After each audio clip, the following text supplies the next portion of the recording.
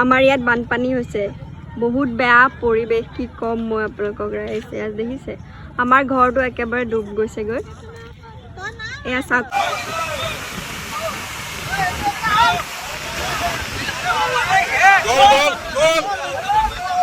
গোল